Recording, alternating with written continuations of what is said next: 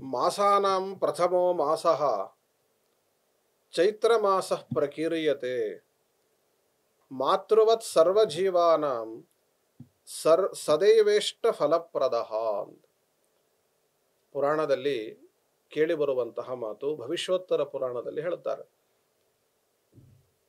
ಮಾಸಗಳಲ್ಲಿನೇ ಮೊಟ್ಟ ಮೊದಲ ಮಾಸ ಅದು ಚೈತ್ರ ಮಾಸ. ಆ ಚೈತ್ರ ಮಾಸ ಹೇಗೆ ಅಂತಂದ್ರೆ ತಾಯಿ ಇದ್ದ ಹಾಗೆ ಅಂತ.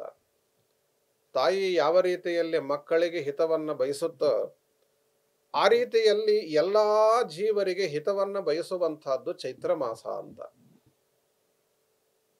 ಆ ಚೈತ್ರ ಮಾಸ ಪರಿಸರದಲ್ಲಿ ಎಲ್ಲ ಕಡೆಗೆ ಚಿಗುರನ್ನ, ನಾನಾ ವಿಧವಾದ ಸೊಬಗನ್ನ ಪರಿಸರದಲ್ಲಿ ಉಂಟು ಮಾಡುವಂತಹದ್ದು ಚೈತ್ರ ಮಾಸ.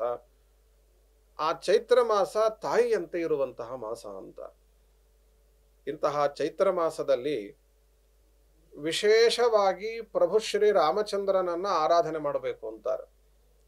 ಚೈತ್ರ ಮಾಸೋ ಹಿ ಸಕಲೋ ಸೀತಾರಾಘವ ದೈವತಃ.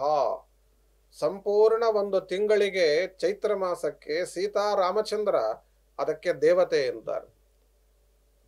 ಪೂರ್ಣ ಮಟ್ಟದಲ್ಲಿ ರಾಮದೇವರನ್ನ ಆರಾಧನೆ ಮಾಡಬೇಕು ಅಂತ. ಯದ್ಯತ್ ಕರ್ಮ ಹಿ ತತ್ಸರ್ವಂ ತಮುದ್ದಿಶ್ಯ ಚರೇನ್ನರಹ. ಏನೇನು ಕರ್ಮ ಮಾಡುತ್ತೇವೋ ಅದನ್ನೆಲ್ಲ ರಾಮದೇವರ ಪೂಜೆಗಾಗಿ ಮಾಡೋದು. ಉಳಿದ ಮಾಸಗಳಲ್ಲಿ ಮಾಡಬಾರದು ಅಂತಲ್ಲ, ಆದರೆ ಇದು ರಾಮದೇವರ ಅವತಾರ ಮಾಡಿದ ಕಾಲ ಅನ್ನುವುದಕ್ಕಾಗಿ ರಾಮದೇವರ ಉದ್ದೇಶವಾಗಿ ಆ ಪೂಜಾದಿಗಳನ್ನು ಚೈತ್ರ ಮಾಸದಲ್ಲಿ ಮಾಡಬೇಕು ಅಂತ. ಹಿಂದೆ ನಾವು ತಿಳಿದಂತೆ ಚೈತ್ರ ಮಾಸದ ನವಮಿ ತಿಥಿಯಲ್ಲಿ ಪ್ರಭು ಶ್ರೀ ರಾಮಚಂದ್ರ ಮಧ್ಯಾಹ್ನದ ಕಾಲದಲ್ಲಿ ಪ್ರಕಟನಾದ. ಆ ಪ್ರಕಟವಾದಂತಹ ಕಾಲದಲ್ಲಿ, ರಾಮದೇವರ ಅವತಾರ ಮಾಡಿದಂತಹ ಕಾಲದಲ್ಲಿ ಎಲ್ಲ ದೇವತೆಗಳು ಭಗವಂತನನ್ನ ಪ್ರಾರ್ಥನೆಯನ್ನು ಮಾಡಿದರಂತೆ. ಈ ಕಾಲ ರಾಮನವಮಿ ತಿಥಿ ಏನಿದೆ ಇದಕ್ಕೆ ಒಂದು ವಿಶೇಷವಾದ ಸ್ಥಾನವನ್ನು ನೀವು ಕೊಡಬೇಕು ಅಂತ. ಆ ಪ್ರಕಾರ ರಾಮನವಮಿ ದಿವಸಕ್ಕೆ ವಿಶೇಷವಾದಂತಹ ಸ್ಥಾನವನ್ನು ಕೊಟ್ಟಿದ್ದಾರೆ. ಒಂದು ಮಾತು ಬರುತ್ತೆ, ಚೈತ್ರ ಮಾಸದ ಪ್ರಾರಂಭದ 9 ದಿನ ನವರಾತ್ರ ಉತ್ಸವ ಮಾಡಬೇಕು ಅಂತ ಹೇಳ್ತಾರೆ. ಅದರಲ್ಲಿ ಮೊದಲ ದಿವಸ ಪ್ರತಿಪತ್ ದಿವಸ ಏನು ಕರ್ಮಗಳನ್ನು ಮಾಡುತ್ತೇವೆ, ಅದು ದಾನವೋ ಸ್ನಾನವೋ ಪೂಜೆಯೋ ಇನ್ನೇನೆ, ಆ ಏನೇನು ಪುಣ್ಯದ ಕೆಲಸವನ್ನ ಮಾಡುತ್ತೇವೋ ಅದರ 2 ಪಟ್ಟು ಅದೇ ಕೆಲಸವನ್ನ ದ್ವಿತೀಯ ದಿವಸದಲ್ಲಿ ಮಾಡಿದರೆ ಬರುತ್ತೆ. ಚೈತ್ರದ ಪಾಡ್ಯ ದಿವಸ ಒಂದು ದಾನ ಮಾಡಿದ್ದೆವು ಅಂತಂದ್ರೆ ಅದೇ ದಾನವನ್ನ ಅಷ್ಟೇ ಪ್ರಮಾಣದಲ್ಲಿ ದ್ವಿತೀಯ ಮಾಡಿದರೆ 2 ಪಟ್ಟು ಬರುತ್ತಂತೆ. ಅದೇ ದಾನವನ್ನ ತೃತೀಯದಲ್ಲಿ ಮಾಡಿದರೆ ದ್ವಿತೀಯದಲ್ಲಿ ಮಾಡಿದ ಪುಣ್ಯ ಎಷ್ಟು ಬರುತ್ತೋ ಅದರ 2 ಪಟ್ಟು ತೃತೀಯದಲ್ಲಿ ಬರುತ್ತೆ. ಹೀಗೆ ಹೆಚ್ಚು ಹೆಚ್ಚು ಬರುತ್ತಾ ಹೋಗುತ್ತೆ ಅಂತಾರೆ.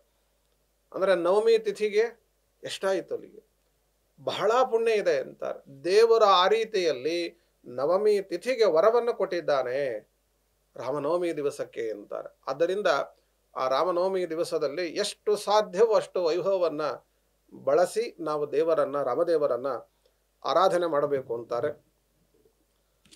ಕಾರ್ತಿಕ ಮಾಸದಲ್ಲಿ ಕಾಶಿ ಕ್ಷೇತ್ರದಲ್ಲಿ ಇರುವಂತಹ ಪಂಚಗಂಗಾ ಜಲ ಅನ್ನುವ ತೀರ್ಥ ಇದೆ, ಅಲ್ಲಿ ಸ್ನಾನ ಮಾಡಬೇಕಂತೆ. ಮತ್ತು ಕಾರ್ತಿಕ ಮಾಸದ ವಿಶೇಷತೆಯನ್ನು ಹೇಳುವಾಗ ಕಾವೇರಿ ಸ್ನಾನಕ್ಕೂ ವಿಶೇಷತೆಯನ್ನು ಹೇಳಿದ್ದಾರೆ. ಅದರಂತೆ ವೈಶಾಖ ಮಾಸದಲ್ಲಿ ದ್ವಾರಕಾದಲ್ಲಿ ಸ್ನಾನ ಮಾಡಬೇಕಂತೆ. ಅದೇ ರೀತಿ ಚೈತ್ರ ಮಾಸದಲ್ಲಿ ಅಯೋಧ್ಯ ಕ್ಷೇತ್ರ, ಆ ಅಯೋಧ್ಯದಲ್ಲಿ ಸರಯೂ ನದಿ ಸ್ನಾನ, ಸರಯೂ ನದಿಯ ತೀರದಲ್ಲಿನೇ ರಾಮತೀರ್ಥ ಅಂತಿದೆ ಅಂತ. ಆ ರಾಮತೀರ್ಥದಲ್ಲಿ ಸ್ನಾನ ಮಾಡಬೇಕು ಅಂತಾರೆ. ಇದು ವಿಶೇಷ. ಚೈತ್ರ ಮಾಸದೊಳಗೆ 3 ವಿಶೇಷ: 1 ಅಯೋಧ್ಯ, 2 ಸರಯು, 3 ರಾಮತೀರ್ಥ ಅಂತಾರೆ.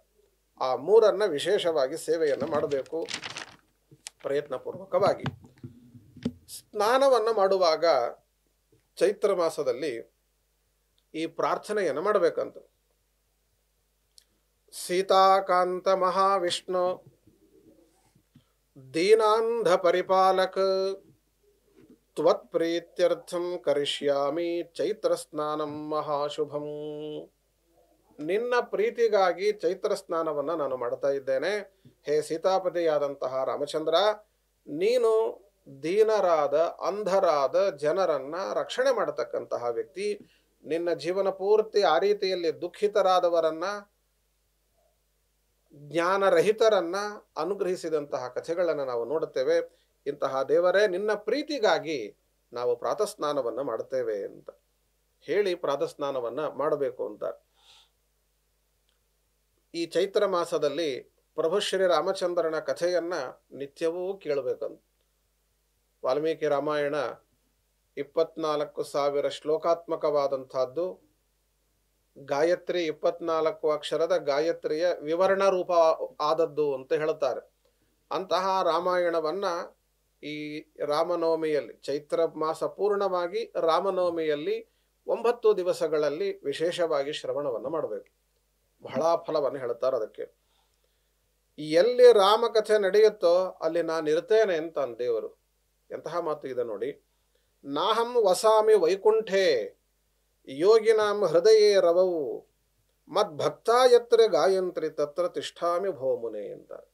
ನಾನು ವೈಕುಂಠದಲ್ಲಿ ಇರಲಿಕ್ಕೆ ಇಷ್ಟಪಡೋದಿಲ್ಲ, ಯೋಗಿಗಳ ಹೃದಯದಲ್ಲಿಯೂ ಅಲ್ಲ, ಸೂರ್ಯನಲ್ಲಿ ಅಲ್ಲ. ಎಲ್ಲಿ ರಾಮಾಯಣದ ಕಥೆ ನಡೆಯುತ್ತೆ ಅಲ್ಲಿ ಬಂದು ನಾನು ಇರಬೇಕು ಅಂತ ಇಷ್ಟಪಡುತ್ತೇನೆ ಅಂತಾರಂತ.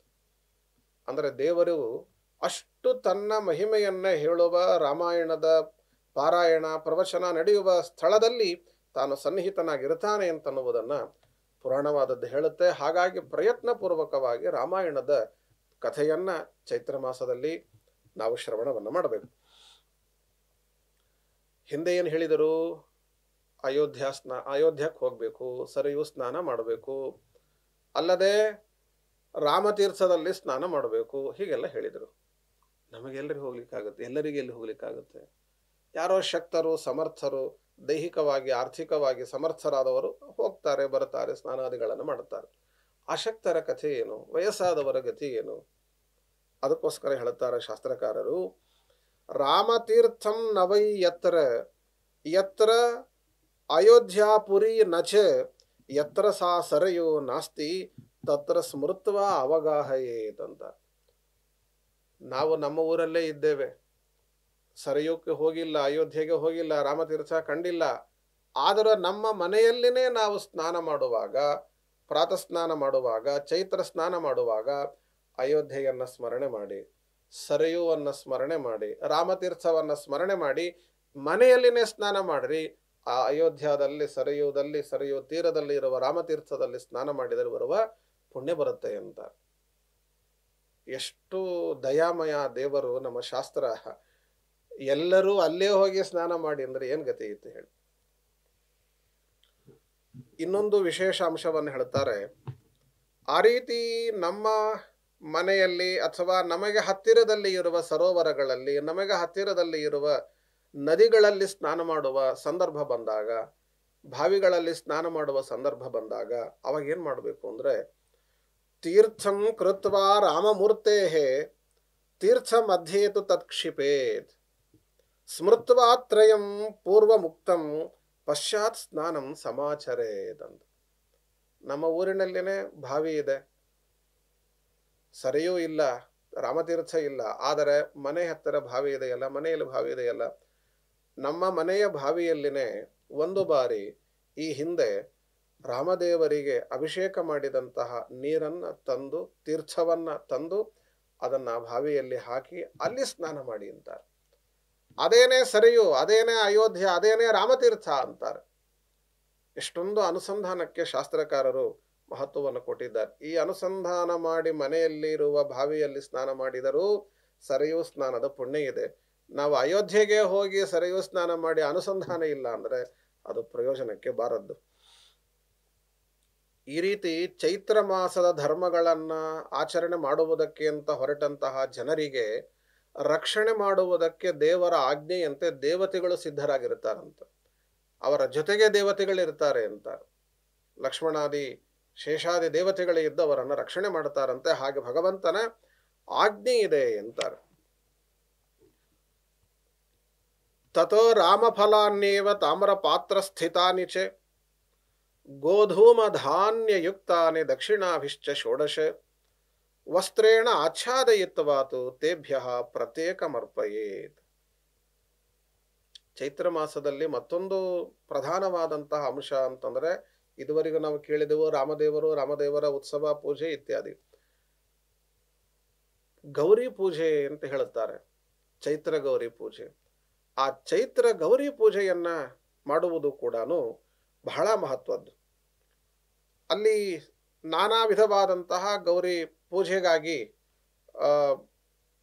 ಪದಾರ್ಥಗಳನ್ನು ಬಳಸುವಂಥದ್ದು. ನಾವು ಈಗಾಗಲೇ ಹಿಂದೆ ತಿಳಿದಂತೆ ಸ್ತ್ರೀಯರಿಗೆ ಪಾನಕ, ಕೋಸಂಬರಿ, ಬೇಸಣಿಕೆ, ಇನ್ನಿತರ ವಸ್ತ್ರಗಳು ಅವುಗಳನ್ನೆಲ್ಲ ಕೊಟ್ಟು ಅವರನ್ನು ಸಂತೋಷಪಡಿಸಬೇಕು ಅಂತ ಹೇಳ್ತಾರೆ.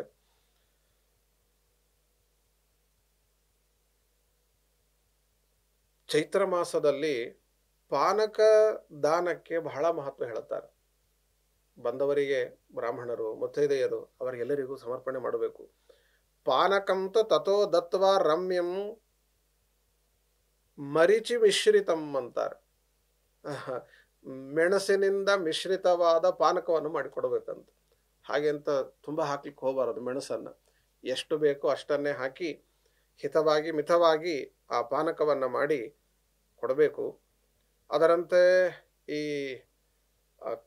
ಕಬ್ಬಿನ ರಸ, ಕಬ್ಬಿನ ಹಾಲು, ಆ ಕಬ್ಬಿನ ಹಾಲನ್ನು ಸಹ ಈ ಚೈತ್ರ ಮಾಸದಲ್ಲಿ ದಾನವಾಗಿ ಕೊಡಬೇಕು. ಜಂಬೀರದ ರಸವನ್ನು ದಾನವನ್ನು ಮಾಡಬೇಕು. ನೇರಳೆ ಹಣ್ಣಿನ ರಸವನ್ನು ಕೊಡಬೇಕು ಅಂತಾರೆ. ಹೀಗೆ ಅನೇಕ ವಿಧವಾದಂತಹ ವಿಚಾರಗಳನ್ನು ಹೇಳಿದ್ದಾರೆ. ಇದರ ಜೊತೆಗೆ ಚೈತ್ರ ಮಾಸದ ಮತ್ತೊಂದು ಪ್ರಧಾನ ಅಂಶ ಅಂತಂದರೆ, ಹನುಮದೇವರ ಅವತಾರವಾದಂತಹ ಮಾಸ ಇದು ಚೈತ್ರ ಹುಣ್ಣಿಮೆ. ಆ ಹನುಮಂತ ದೇವರನ್ನು ಸಹ ತಿಂಗಳ ಪೂರ್ಣ ಸ್ಮರಣೆ ಮಾಡಬೇಕಂತೆ. ಬೆಳಗ್ಗೆ ಎದ್ದ ಕೂಡಲೇ, ಮಧ್ಯಾಹ್ನ, ಸಂಜೆ, ರಾತ್ರಿ ಮಲಗುವಾಗ ಹನುಮಂತ ದೇವರ 12 ನಾಮಗಳನ್ನು ಸ್ಮರಣೆ ಮಾಡಬೇಕು ಅಂತಾರೆ. ಪ್ರಸಿದ್ಧವಾದ ಶ್ಲೋಕಗಳು ಪುರಾಣದಲ್ಲಿ ಬಂದದ್ದು. ಹನುಮಾನ್ ಅಂಜನಿ ಸೂನು ವಾಯುಪುತ್ರೋ ಮಹಾಬಲಃ ರಾಮೇಷ್ಟಃ ಫಲ್ಗುಣ ಸಖಃ ಪಿಂಗಾಕ್ಷೋಮಿತ ವಿಕ್ರಮಃ ಉದಧಿಕ್ರಮಣಶ್ಚೈವ ಸೀತಾಶೋಕ ನಿವಾರಣಃ ಲಕ್ಷ್ಮಣ ಪ್ರಾಣದಾತ ಚ ದಶಗ್ರೀವಸ್ಯ ದರ್ಪಃ ಏವಂ 12 ನಾಮಾನಿ ಕಪೀಂದ್ರಸ್ಯ ಮಹಾತ್ಮನಃ. ಹನುಮಾನ್, ಅಂಜನಿ, ಸೂನು ಈ ಮೊದಲಾದಂತಹ 12 ನಾಮಗಳು ಪ್ರತಿನಿತ್ಯ ಚೈತ್ರ ಮಾಸದಲ್ಲಿ ಸ್ಮರಣೆ ಮಾಡಬೇಕು. ಆದಾಗೆಲ್ಲ ಸ್ಮರಣೆ ಮಾಡಬೇಕು, ಮಹಾಫಲ ಇದೆ. ಇನ್ನು ಬೇಸಿಗೆಯ ಕಾಲ ಚೈತ್ರ ಮಾಸ ಅಂತಂದರೆ ಬಹುಶಃ ನೀರು ಒಣಗಿರುವಂತಹ ಕಾಲ, ಒಣಗ್ತಾ ಹೋಗುವಂತಹ ಕಾಲ.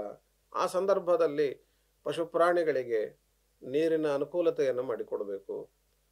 ದಾರಿಯಲ್ಲಿ ಹೋಗಿ ಬರುವಂತಹ ಜನರಿಗೆ, ದಾರಿ ಹೋಕರಿಗೆ, ಯಾತ್ರಿಕರಿಗೆ, ಯೋಗ್ಯರಿಗೆ ಪ್ರಪಾದಾನವನ್ನು ಮಾಡಬೇಕು. ಅರವಟ್ಟಿಗೆಗಳನ್ನೆಲ್ಲ ಇಟ್ಟು ಅವರನ್ನು ಸಂತೋಷಪಡಿಸಬೇಕು. ವಸತಿಗಾಗಿ ನೆರಳಿನ ವ್ಯವಸ್ಥೆಯನ್ನು ಮಾಡಿಕೊಡಬೇಕು. ಶಕ್ತಿ ಇದ್ದವರು ಸೂಕ್ಷ್ಮವಾದ ವಸ್ತ್ರಗಳನ್ನು ದಾನ ಮಾಡಬೇಕಂತೆ. ಯತಿಗಳಿಗೆ ದಾನ ಮಾಡಬೇಕಂತೆ. ದಂಡ, ಕಮಂಡಲು, ಸೂಕ್ಷ್ಮವಾದಂತಹ ವಸ್ತ್ರ ಇದನ್ನೆಲ್ಲ ಚೈತ್ರ ಮಾಸದಲ್ಲಿ ಯತಿಗಳಿಗಾಗಿ ಅರ್ಪಣೆ ಮಾಡಬೇಕು ಅಂತಾರೆ ಮಾಸ ಮಹಾತ್ಮ್ಯದಲ್ಲಿ. ಈ ಹಿಂದೆ ನಾವು ಕೇಳಿದೆವು ಚೈತ್ರದಲ್ಲಿ ಸರಯೂ ಸ್ನಾನ ಅಂತ. ಸರಯೂ ನದಿ ಯಾಕೆ ಅದನ್ನು ಸರಿಯು ಅಂತ ಕರೆದರು? ಅದಕ್ಕೆ ಅಲ್ಲಿ ಹೇಳ್ತಾರೆ ಪುರಾಣಕಾರರು, ಸೂರ್ಯ ವಂಶೋದ್ಭವೇನಾತ್ರ ರಾಜ್ಞಾಸ ಸರಯೂ ನದಿ ಸಮಾನೀತ. ಸೂರ್ಯ ವಂಶದಲ್ಲಿ ಬಂದಂತ ಒಬ್ಬ ರಾಜ ತಾನು ತನ್ನ ಅಯೋಧ್ಯೆಯಲ್ಲಿ ಯಾಗವೊಂದನ್ನು ಮಾಡಬೇಕಾದಂತಹ ಸಂದರ್ಭದಲ್ಲಿ ಸರಯೂ ನದಿಯನ್ನ ತನ್ನ ಊರಿನವರೆಗೆ ಸೆಳೆದುಕೊಂಡು ಬಂದ ಅಂತಾರೆ. ಯಾಗಾರ್ಥಂ ಅಯೋಧ್ಯ ನಗರೀಂ ಪ್ರತಿ. ಅದು ಮೂಲತಃ ಮಾನಸ ಸರೋವರದಿಂದ ಬಂದಿದೆ ಅಂತಾರೆ. ಆ ಮಾನಸ ಸರೋವರಕ್ಕೂ ಅದಕ್ಕೂ ಹಿಂದೆ ಅದು ಗಂಗೆಗೆ ಬಂದು ಮಾನಸ ಸರೋವರಕ್ಕೆ ಸೇರಿತ್ತು. ಆ ನೀರೇನೆ ಮಾನಸ ಸರೋವರದಲ್ಲಿ ಏನು ಬಂದು ಸೇರಿತ್ತೋ ಆ ನೀರನ್ನೇ ಅಯೋಧ್ಯೆಯವರೆಗೆ ಕರೆತರಲಾಯಿತು ಅನ್ನುವ ಮಾತು ಇದೆ. ಮಾನಸಾತ್ ಸರಸಃ ಶ್ರೇಷ್ಠಂ ಸಮಾನೀತ ಚ ಸತ್ವರಂ. ಮಾನಸ ಸರೋವರದಿಂದ ಸಮಾನೀತ ಕರೆತರಲ್ಪಟ್ಟವಳು ಆದದ್ದರಿಂದ ಆಕೆಯನ್ನ ಸರಯೂ ಅನ್ನುವುದಾಗಿ ಕರೆಯುತ್ತಾರೆ ಅಂತಾರೆ. ಸರಯೂ ಚೇತಿ ನಾಮ್ನಾ ಸ ಸರ್ವಲೋಕೇಶು ಕಥ್ಯತೆ. ಇಂತಹ ಸರಿಯೂ ನದಿ, ಸರಿಯೂ ತೀರದಲ್ಲಿ ಇರುವಂತಹ ರಾಮತೀರ್ಥದಲ್ಲಿ ಸ್ನಾನ ಅಂತ ಹೇಳಿದರು. ಇಲ್ಲಿ ರಾಮತೀರ್ಥಕ್ಕೆ ಹೋಗಿ ಸ್ನಾನ ಮಾಡಲಿಕ್ಕೆ ನಮಗೆ ಶಕ್ತಿ ಇಲ್ಲ ಅಂತಂದ್ರೆ ಏನ್ ಮಾಡಬೇಕು ಅಂತ ಹಿಂದೆ ಒಂದು ಮಾತನ್ನ ಹೇಳಿತ್ತು. ನಮ್ಮಲ್ಲೇನೆ ಇರುವಂತಹ ಭಾವಿಗಳು, ಅಲ್ಲಿ ರಾಮದೇವರಿಗೆ ಅಭಿಷೇಕ ಮಾಡಿದ, ಮನೆಯಲ್ಲಿ ಅಭಿಷೇಕ ಮಾಡಿದಂತಹ ತೀರ್ಥವನ್ನ ಭಾವಿಗಳಲ್ಲಿ ಹಾಕಿ ಅಲ್ಲಿ ಸ್ನಾನವನ್ನು ಮಾಡುವುದು, ಅದೇ ರಾಮತೀರ್ಥ ಅನ್ನುವುದು ಒಂದು. ಇನ್ನೊಂದು ಅಂಶವನ್ನು ಏನ್ ಹೇಳ್ತಾರೆ ಅಂದ್ರೆ, ಚೈತ್ರ ಮಾಸದಲ್ಲಿ ರಾಮತೀರ್ಥಗಳಲ್ಲಿ ಅಂದ್ರೆ ಪ್ರಭು ಶ್ರೀ ರಾಮಚಂದ್ರ ಅಯೋಧ್ಯೆಯ ಸರಯೂ ತೀರದಲ್ಲಿ ಮಾತ್ರ ರಾಮತೀರ್ಥವನ್ನ ಮಾಡಿದ್ದಾನೆ, ನಿರ್ಮಾಣ ಮಾಡಿದ್ದಾನೆ ಅಂತಲ್ಲ. ರಾಮದೇವರು ಮುಂದೆ ಲೋಕರೀತಿಯಂತೆ ಸೀತಾ ಸಮೇತನಾಗಿ ವನಕ್ಕೆ ಹೋದ. ಆ 14 ವರ್ಷದ ವನದಲ್ಲಿ ದೇವರು ಸಂಚಾರ ಮಾಡ್ತಾ ಹೋದ್ನಲ್ಲ. ಎಲ್ಲೆಲ್ಲಿ ಸಂಚಾರವನ್ನ ಮಾಡಿದನೋ, ಯಾವ ಯಾವ ನದಿಗಳಲ್ಲಿ ರಾಮ ಸೀತಾ ದೇವಿಯರು ಸ್ನಾನ ಮಾಡಿದರೋ ಅಲ್ಲೆಲ್ಲ ಕಡೆಗೂ ಒಂದೊಂದು ರಾಮತೀರ್ಥಗಳಿವೆ ಅಂತಾರೆ. ಅದೆಲ್ಲವನ್ನು ರಾಮತೀರ್ಥ ಅಂತ ತಿಳಿಯಿರಿ ಅಂತಾರೆ. ಸರಿಯೂನಲ್ಲಿನೂ ರಾಮದೇವರು ಸೀತಾದೇವಿಯರು ಸ್ನಾನ ಮಾಡಿದ್ದಕ್ಕಾಗಿ ಅದನ್ನು ರಾಮತೀರ್ಥ ಅಂದರು. ಅದೇ ನಮಗೆ ಹತ್ತಿರದ ನಮಗೆ ಪಂಪಾ ಕ್ಷೇತ್ರ, ಹಂಪಿ ಕ್ಷೇತ್ರ, ಅಲ್ಲೆಲ್ಲ ರಾಮದೇವರು ಬಂದದ್ದು ಇದೆ, ಪುರಾಣವು ಅದನ್ನು ಉಲ್ಲೇಖ ಮಾಡಿದೆ.